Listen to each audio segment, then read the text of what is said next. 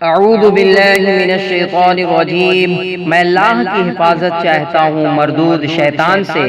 بسم اللہ الرحمن الرحیم، اللہ کے نام سے شروع کرتا ہوں جو کہ بہت ہی مہربان اور ہمیشہ رحم فرمانے والا ہے۔ اہدنا الصراط المستقیم، اے اللہ ہمیں سیدھے راستے پر چلا۔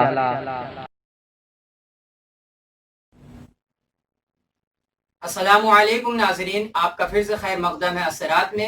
آج انشاءاللہ ہم درس حدیث کا تیسرا دن مکمل کر لیں گے، اور اگر آپ لوگوں نے ہمارے چینل کو سبسکرائب نہیں کیا ہے تو پلیز سبسکرائب کر لیں اور ساتھ ہی ساتھ بیل آئیکن کو دبائیں تاکہ ہماری آنے والی تمام ویڈیوز کی نوٹیفیکیشن آپ تک پہنچے۔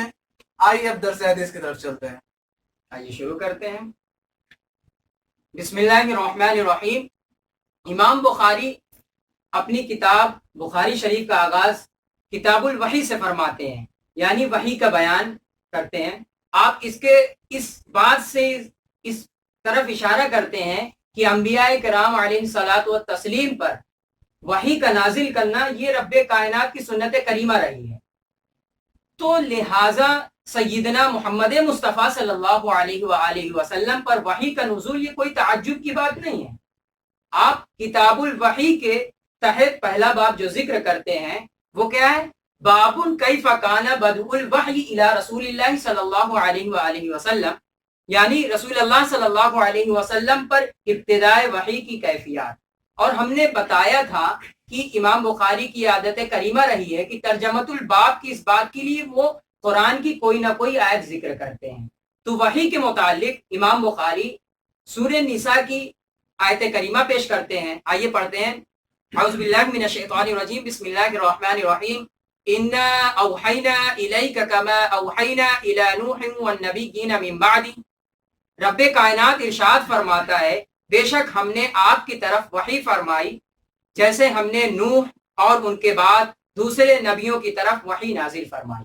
جی عفان بھائی، میرا سوال آپ سے یہ ہے کہ جب وحی کی بات چل رہی ہے تو آپ وحی سے ہمیں روشناس کراتے ہیں کہ وحی کہتے کسے ہیں اور اس کا لغوی معنی اور اصطلاحی معنی کیا ہے؟ بے شک عارف بھائی، سوال بڑا ہی خوب رہا کہ وحی کا ذکر ہوا تو وحی کا معنی بھی معلوم ہونا چاہیے، اس کے لغوی معنی کیا ہے، اصطلاحی معنی کیا ہے۔ تو لغت میں وحی کہتے ہیں اشارہ کرنا، کسی کوئی چیز لکھی ہوئی ہو اسے وحی بولتے ہیں، پھر یہ معنی الہام میں منحصر ہو گیا، یہ وحی کے لغوی معنی ہوئے۔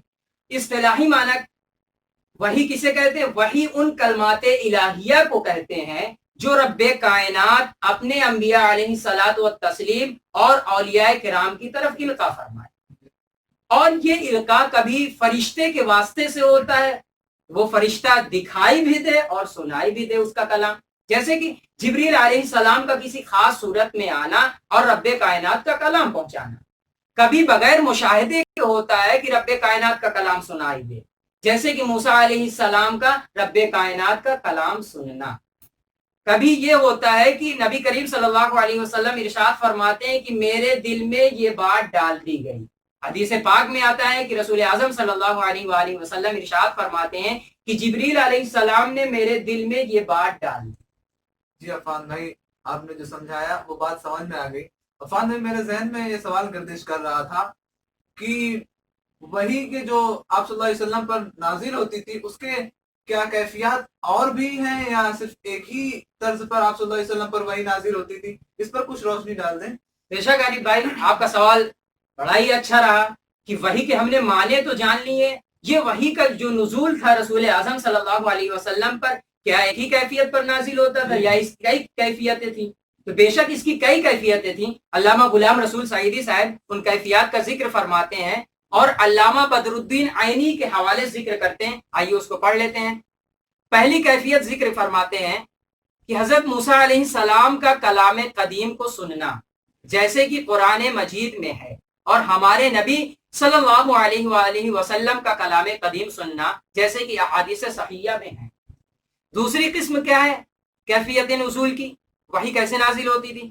فرشتے کے واسطے سے وحی کا نازل ہونا، یہ دوسری قسم ہو گئی یاری بھائی۔ تیسری قسم دل میں کسی معنی کا القاء کیا جانا۔ چوتھی قسم ہے سلسلۃ الجرسی، یعنی گھنٹی کی آواز کی صورت میں وحی کا نازل ہونا۔ اللہ اکبر۔ 5ویں قسم ہے حضرت جبریل علیہ السلام کسی غیر معروف آدمی کی شکل میں آ کر بات کریں جیسے کہ ایک اعرابی کی شکل میں آپ آئے۔ 6ٹھی قسم حضرت جبریل علیہ السلام اپنی اصلی شکل میں آئے جیسے کہ حضرت جبریل علیہ السلام کا 600 پروں کے ساتھ آنا جس سے یاقوت اور موتی جڑے۔ سبحان اللہ۔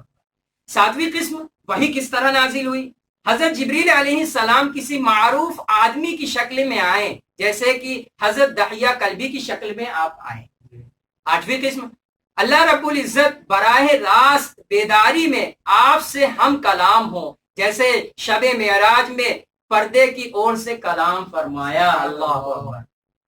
9ویں قسم ہے اللہ تعالیٰ آپ سے نیند میں ہم کلام ہوں جیسے کہ جامع ترمذی میں حدیث مرفوع ہے، آپ صلی اللہ علیہ وسلم نے ارشاد فرمایا میں نے اللہ رب العزت کو بہت حسین صورت میں دیکھا، اللہ تعالیٰ نے فرمایا ملائے اعلیٰ کس چیز میں بحث کر رہے ہیں۔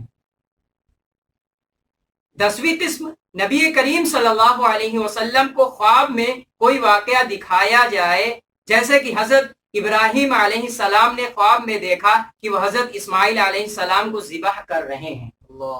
اور آخری قسم انہوں نے یہ ذکر فرمائی وہی اسرافیل علیہ السلام کے ذریعے جیسے کہ مسند احمد میں ہے کہ 3 سال حضرت اسرافیل علیہ السلام آپ کے ساتھ موکل رہے ہیں۔ یہ وحی کی صورتیں رہی عارف بھائی کہ کس طرح وحی نازل ہوتی رہی آپ صلی اللہ علیہ وسلم پر۔ آئیے اب ناظرین سے ملتے ہیں، انشاءاللہ آپ کو کچھ باتیں ضرور سمجھ میں آئی ہوں گی کہ ہم نے وحی کے معنی بھی ذکر کیے، وحی کے لغوی اصطلاحی معنی ذکر کیے ہیں، اور اس کے بعد وحی کن کیفیات سے آپ صلی اللہ علیہ وسلم پر نازل ہوتی رہی ہیں وہ ذکر فرمائے۔ یہ ایک شروعاتی بحث تھی جو امام بخاری نے شروع کیا ہے۔ انشاءاللہ اگلی ویڈیو سے ہم پہلی حدیث بخاری شریف کی پڑھیں گے۔ انشاءاللہ اگلی ویڈیو میں ملتے ہیں۔ السلام علیکم۔